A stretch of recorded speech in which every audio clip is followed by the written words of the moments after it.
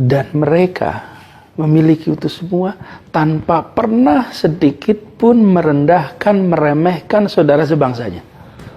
Tidak pernah. Bung Karno tidak pernah mengatakan, Hatta tidak pernah mengatakan, tidak pernah sedikit pun. Mereka highly educated. Tidak pernah pemimpin-pemimpin itu mengatakan, saudara-saudara sekalian memalukan, tidak bisa baca tulis, bagaimana kita negeri mau maju. Gak pernah. Yang dikatakan apa? Beri saya 10 pemuda dan saya akan guncang dunia. Loh, padahal kalau pakai statistik kan 9 dari 10 pemuda itu buta huruf. 95% buta huruf kok. Tapi tidak pernah menghardik, merendahkan, mengejek kepada saudara sebangsanya sendiri. Tidak pernah sama sekali.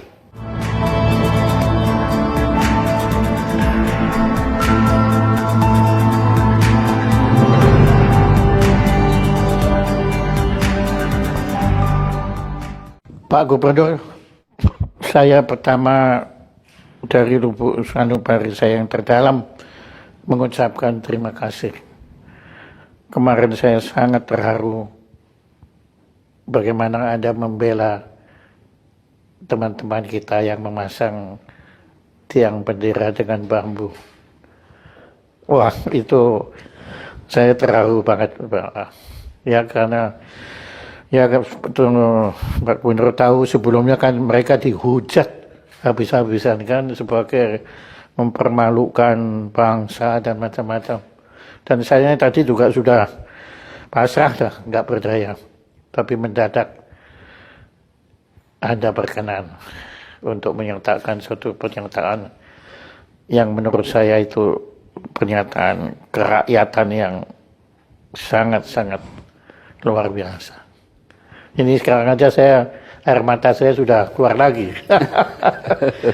Bagaimana Pak, Anda bisa demikian memperhatikan teman-teman kita ini? Ya, Mas, saya terima kasih.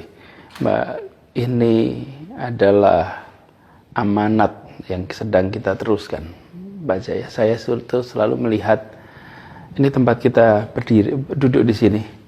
Itu Pak Jaya, hanya 1 kilometer dari tempat para penyusun republik ini berkumpul. Dan di sebelah tempat kita ini, yang sekarang menjadi kedutaan, dulu di situ tempat penyiapan para perunding yang akan berangkat ke konferensi meja bundar. Di tempat ini, itu orang-orang yang sangat terdidik di zamannya, sangat maju, sangat menguasai pemahaman tentang ilmu sosial modern, negara modern. Dan mereka memiliki itu semua tanpa pernah sedikit pun merendahkan, meremehkan saudara sebangsanya. Tidak pernah. Bung Karno tidak pernah mengatakan, Hatta tidak pernah mengatakan, tidak pernah sedikit pun. Mereka highly educated in a society yang lowly educated. 95% kita buta huruf. Waktu itu tidak pernah pemimpin-pemimpin itu mengatakan, saudara-saudara sekalian memalukan, tidak bisa baca tulis, bagaimana kita negeri mau maju. Gak pernah. Yang dikatakan apa? Beri saya 10 pemuda dan saya akan guncang dunia. Loh, padahal kalau pakai statistik kan 9 dari 10 pemuda itu buta huruf. 95% buta huruf kok. Tapi tidak pernah menghardik, merendahkan, mengejek kepada saudara sebangsanya sendiri. Tidak pernah sama sekali.